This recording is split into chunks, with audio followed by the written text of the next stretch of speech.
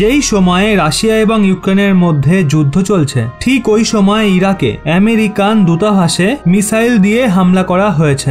বলা হচ্ছে ইরাকের ইরবিল শহরে আমেরিকান দূতাবাসের ওপর 12টা মিসাইল নিক্ষেপ করা হয়। তথ্য অনুযায়ী আমেরিকান দূতাবাসে ভয়াবহ চাঞ্চল্য ছড়িয়েছে।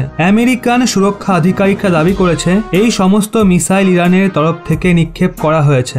বলা হচ্ছে সিরিয়ার ডেমেস্কাসে কিছু সময় আগে ইসরায়েল একটা বড় হামলা করেছিল। ওই হামলায় ইরান রিভলিউশনারি গার্ডের 2জন আধিকারিক মারা গেছিল।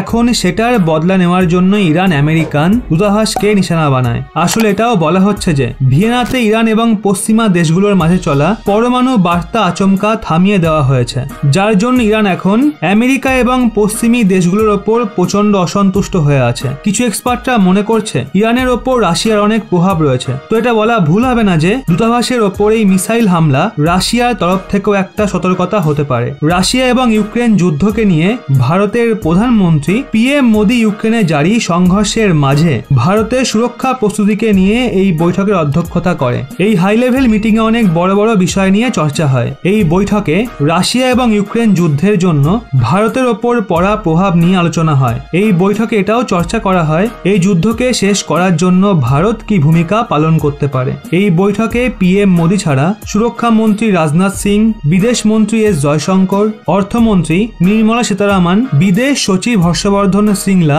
এবং রাষ্ট্র সুরক্ষা পরামর্শদাতা অজিত ডোভাল মহাশয় অংশ নেয়। এই বৈঠকে ভারত দ্বারা চালানো অপারেশন গঙ্গাকে নিয়েও বিস্তারিত চর্চা হয়। এখন এই সবকিছুর মাঝে ভারত সরকার একটা বড় সিদ্ধান্ত নিয়েছে। ভারত সরকার ইউক্রেনে অবস্থিত ভারতীয় দূতাবাসকে পোল্যান্ডে শিফট করার সিদ্ধান্ত নিয়েছে। ভারতের বিদেশ মন্ত্রণালয় একটা বড় তথ্য দিয়ে বলে ইউক্রেনের পশ্চিম দিকে দ্রুত বিগড়ে থাকা সুরক্ষা স্থিতিকে দেখে ভারত সরকার এই সিদ্ধান্ত নিয়েছে। ইউক্রেনে অবস্থিত ভারতীয় দূতাবাসকে পোল্যান্ডে অস্থায়ীভাবে স্থানান্তরিত করা হয়েছে। ভারতের প্রধানমন্ত্রী রাশিয়ার রাষ্ট্রপতি ভ্লাদিমির পুতিন এবং ইউক্রেনের রাষ্ট্রপতি ভ্লাদিমির জেলেনস্কির সঙ্গে ফোনে কথা বলে। PM মোদি প্রত্যেকবার উল্লেখ করেছে এই বিষয়টাকে শুধুমাত্র আলোচনার মাধ্যমেই সমাধান করা সম্ভব। সংযুক্ত রাষ্ট্রতেও ভারত এটা লাগাতার বলছে কূটনীতির মাধ্যমে যুদ্ধের সমাধান বের হওয়া সম্ভব। বন্ধুরা, এই সম্পূর্ণ বিষয় নিয়ে আপনাদের কি মতামত অবশ্যই কমেন্টে জানান।